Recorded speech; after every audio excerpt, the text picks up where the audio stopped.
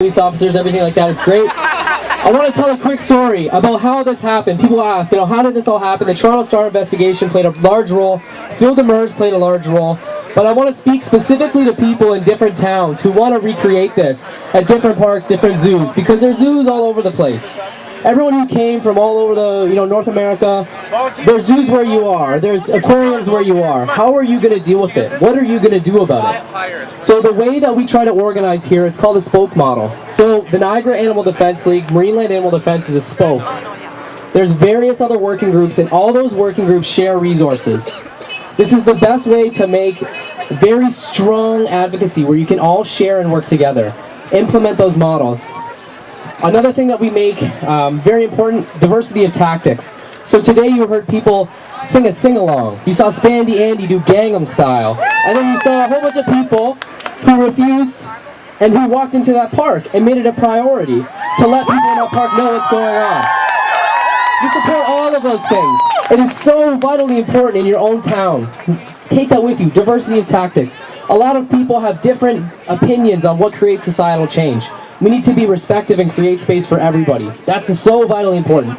One last thing, this campaign is always intersectional. So what that means is we recognize the fact that fundamentally there are overlapping oppressions and exploitation going on at this park.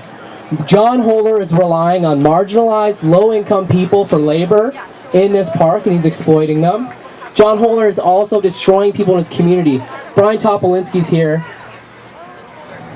He was over on the side. I want to tell his story real quick. 47 families, the Green Oaks Trailer Park, okay?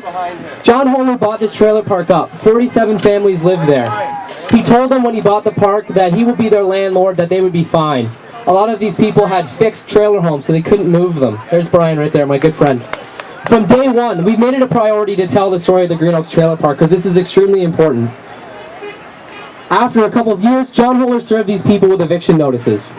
They fought it tirelessly, but it was people who were already on fixed incomes or low incomes in that park, and they were up against a multi-millionaire who can do whatever he wants in the Niagara region. Whatever he wants. This park is 1,000 acres. He privately owns that.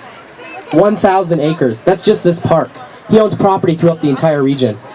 So anyways, Brian and the 47 families of the Green Oaks Trailer Park were evicted. The last person to leave, Paula Millard, took her life as an act of resistance. She wrote on her walls, she said, "You will get this back tenfold, John."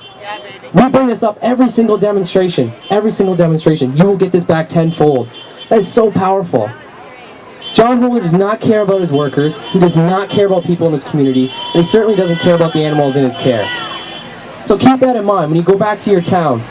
Reach out. Don't put pressure on workers. Put pressure on owners. Because the workers are the people who are being exploited here as well. And build alliances with people in your community who are also being rubbed under the thumb by these massive parks. Because it happens in every single town. Keep that with you as you go here today.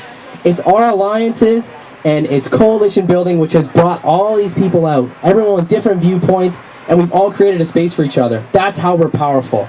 So please, try and keep that in mind as you go today. Dylan, can you tell me briefly, Niagara Council, what have they been trying to